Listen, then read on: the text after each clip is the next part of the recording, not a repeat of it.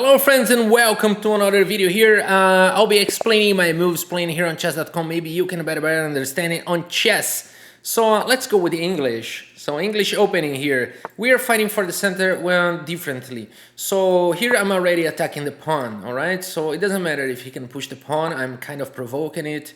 And I'm going for the fianchetto. That's what I'm doing. Those moves are makes a lot of sense in the opening. So I can take it right away and push d4. Not exactly. It comes with a check. Not exactly. So if he pushes the pawn, then the pawn will be attacked. Let's make this. I'm provoking him a lot, and now I'm preparing the castle. And yes, he went for this, which is a very interesting move. But now this pawn is weak. My idea is to play here and kind of provoke him for some g5 ideas. Is he gonna play that? Let's see. Wow, this is gonna get interesting if he plays g5. I don't think g5 is a good move. I think it's a bad move. But now I'm attacking this pawn, and you know what? If you defend, I attack. It's gonna be nice. It's gonna be interesting. Okay, let's just take it. I'm not spending any tempo thinking here because now I developed the knight and attacked the pawn. So this pawn is doomed. So we are already a pawn up. It's very interesting that at 2100 plus is like losing the pawn in the opening, but that is happening because the opening like here is too weird. So e3 just it's simple enough. It's simple enough. But I can also castle. But what I like about e3 is that it comes with a tempo over the queen. So I protect f2, which is the threat here, the big threat. I could have captured with the knight. Maybe it was better. I don't know. I don't know. I played this move. Because if queen c4 not allowing me to castle, you know, I can just take and play d3. And I'm fine here. I'll be fine. I'll be just fine. And if he plays g5, I have no problem with that. But if he plays bishop h3, I might have a problem, but I actually don't have, because I'm gonna play d3, and then I'm gonna. Oh, what is that? Now he's playing. He's trying to create complications here. He's trying to confuse me somehow, and I don't think it is a good move at all. You know, I can just play this. And g6, knight takes here, knight f6. Then I can play check. He takes my queen. I take his queen, but then he takes my pawn, right? My bishop, which is not good. Which is really not good. So why did he play this? F5 idea, I don't know, I'm not sure, but I'm still thinking about playing this. Knight e5 check, knight takes. Knight takes, pawn takes, and no, there's no reason to do it. There's no reason to do it. This move is also very interesting. But he's gonna play queen g4 maybe.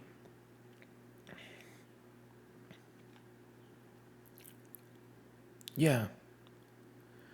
Oh, okay. No, I think what I can do instead is play this. He's gonna play this, and then I take the knight. Okay, or I can even take here. I don't mind. And after he plays this, then I take the knight, and only then I play here. Let's do it. Yeah, I found apparently a good continuation. Of course, I could simply take the pawn, but let's go for this crazy line. Alright, so this is a very important move. This is a very important move. This comes with a check. And now I take the rook. I'm attacking the knight, which is guarded by the queen. Let's not forget about it. And at this point, I am a full rook up for one pawn. No, I'm not a rook for... No, I'm not a full rook for one pawn. Sorry, guys. I am exchange up. I am exchange up. And also 2 pawns up. I am exchanging 2 pawns up. Yes, just correcting. And okay, I think queen h4 here is very important move. because I want to exchange the queens. Also, I do not want him to castle, and also I might reroute my queen to the other side of the board. So I do like this move.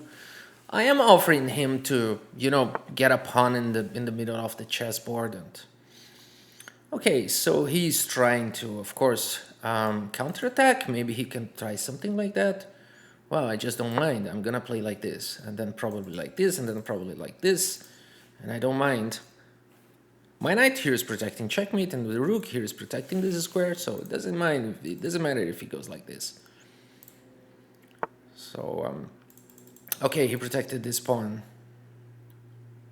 He just protected the pawn.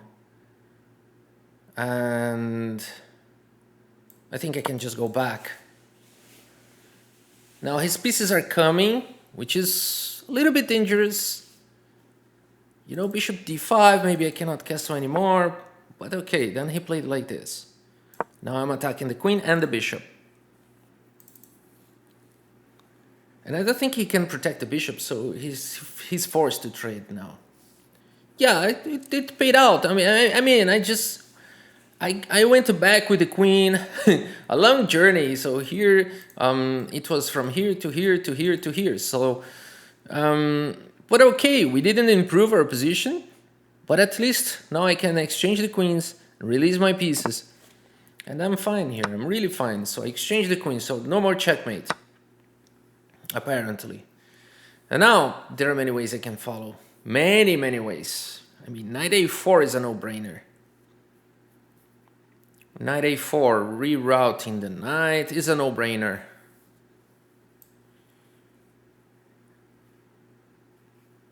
I do like this move. I'm attacking the bishop and also preparing to, bring my pieces. Let's do it. b3 next move. Bishop b2 follow. And it doesn't matter if you attack me here. I'm prepared for that. Okay, I am not worried about this. At this point, not at this point. And then this is an interesting move for sure. I was not expecting that. Maybe I should be expecting that. And okay, it is the kind of situation where I allow myself to lose a little bit of material, to give back a little bit of material so I can get a good position. So, do I have to do it? Yes, probably I do. So I'm thinking about f4 here. He checks me, I just go here. He takes me, I just take back. And I need to protect this pawn, so maybe I go bishop c3 at some point and protect this pawn and then bring the rook, and then I can try to play that side of the board. So yeah, maybe this is time to give material back, I might have played something wrong here, and now I'm giving back material. Yeah, I just need room for my king. This is what is ruining up my position. So let's fix it. Let's fix it. This is what is creating me problems. So I'm just gonna fix it. So now my king is free to move. My rook will be connected. And yes, that's it. That's it. I can take with the bishop. I'm keeping my rook here. For instance, this rook will be fine here. It depends on what is he going to play, If he wants to play like this, then probably like this. I just need to be careful here because this move comes with a double attack here, and if I defend, and then the queen comes, the rook comes, and I'm in trouble.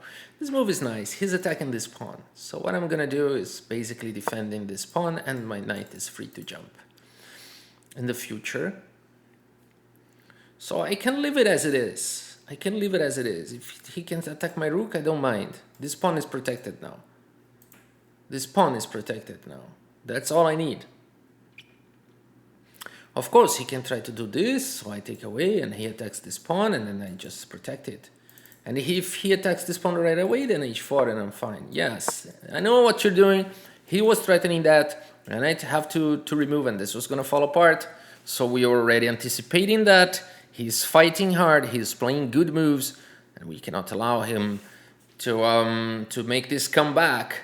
So maybe I want to play this at next move, and yeah, definitely, because now, okay, maybe not immediately, but yes, I think this move is great. Because if he plays this and I play this, he takes, but then I take. Yeah, let's do it. I think it's a good continuation here. And given a second look, after he takes here, I don't take the pawn, I just go here. And this is over. So that's why he exchanged. And now we go for this endgame where I'm 2 pawns up. So, yeah, so far so good. Let's put pressure on this pawn now, which should be hanging.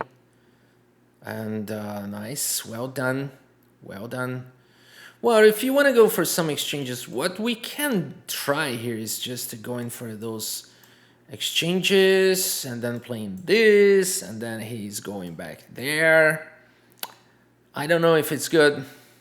Maybe just bring in the king, or maybe king here should be good enough. Yes, why not? This is a very safe move. Just putting my king into the dark square, just not attacked by the bishop. This pawn is attacked and there's no way to protect it. There's simply no way to protect it. You go here, I go here. And then the pawn is doomed, and I'll be 3 pawns up, which is enough to win the game. I just need to play fast now. Yeah, it doesn't matter. Pawn is attacked. Doesn't matter at all. I'm taking with the rook or with the knight? With the rook. With the rook is good, because I'm 3 pawns up. Yeah, with the rook here. Now bishop goes here, I see. Then maybe knight c3 is winning on the spot. Yeah, if bishop e1, knight c3 wins on the spot.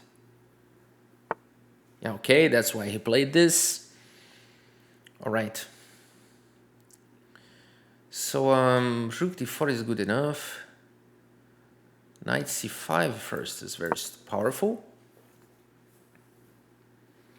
Now bishop e1, I can fight with a3, or even a4. Even a4 is good. Yeah, d4 is also powerful.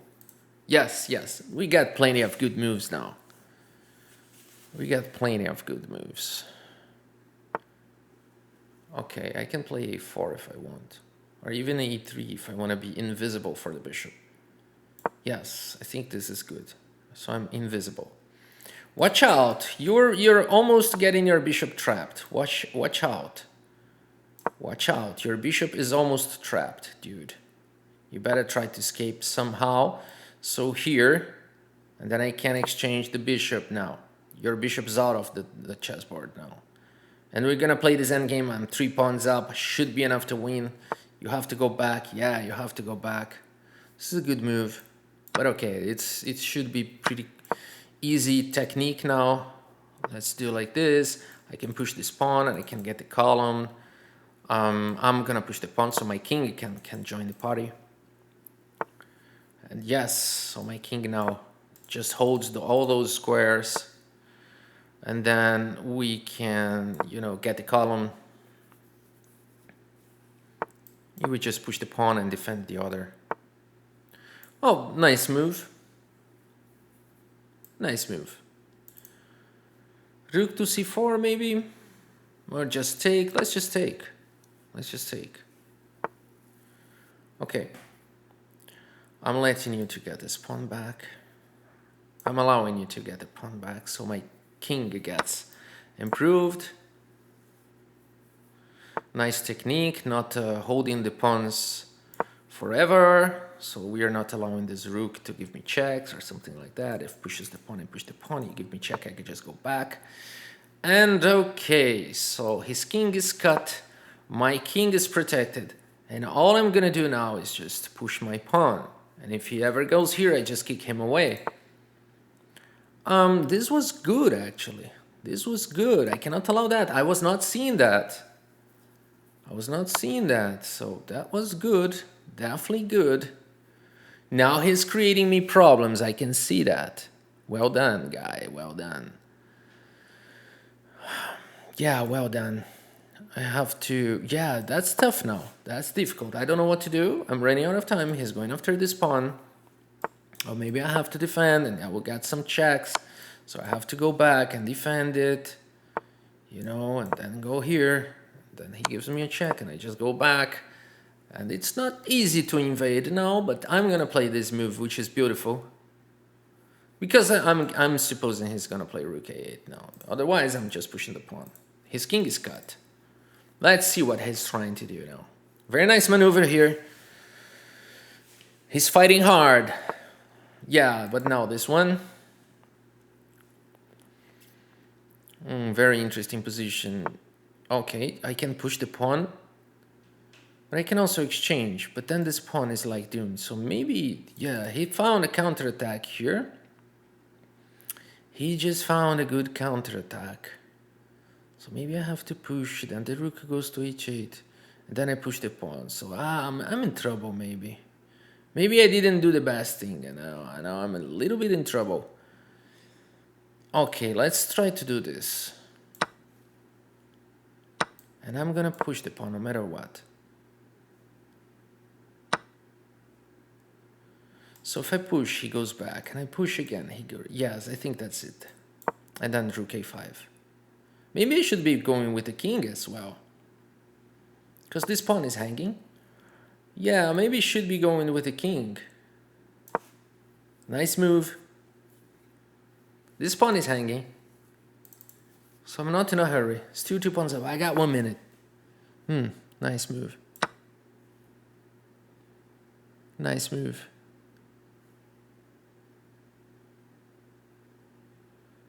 So I need to go with my king here now. Yeah, and he knows it. So I just protect it again. And now I gotta go with my king there. Yeah, that's the way to go. Definitely that's the way to go. I gotta put my king here. It is the key square for my king. 1 minute. It is the key square for my king. And now I just get more space with the rook. Now rook h5. Oh, you played like this. Okay, rook g5.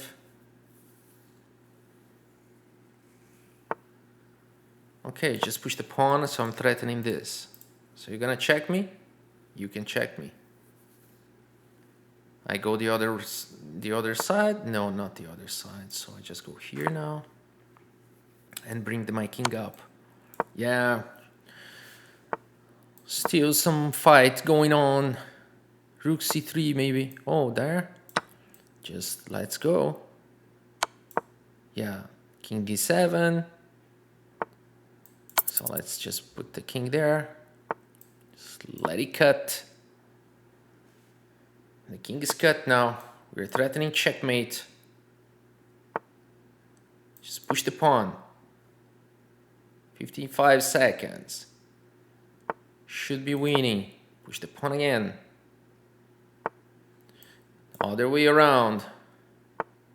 Push the pawn again. I'm threatening mate. Just check him. Just get the king far away. And now there's no way to avoid the promotion of the pawn. He's gonna try to stalemate. Yes. But there's no way to stalemate. Let's just kick the king away.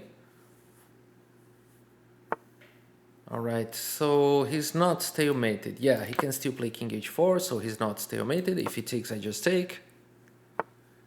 Okay, and then this is made in 2, 1, and 2. Great, guys! A good game here, a very nice game. Let's take a look at the review here and take some lessons. Let's see what happened. So, a very good accuracy, 88.9. There was a problem in the opening, let's explore that. But after he blundered, and then the game was just pretty much going on. So let's take a look at that. So the opening, the English opening, we are going for this fianchetto, and then the knight h4 move, which the computer doesn't approve. Queen f6 now, and I might be into trouble to protect f2. Why is that? Why is that? Because g5 now is a threat? Yeah, because he's taken, actually, Actually, what this move does, not only attacks f2, but also takes away this f5 square, and I'm in trouble. Let's say I castle, then g5, right? Yeah. And then I'm in trouble because I don't have the f5 square anymore. And the computer says I can still try some tricks, but it's definitely not the best move. So here I should went back. I should have gone back.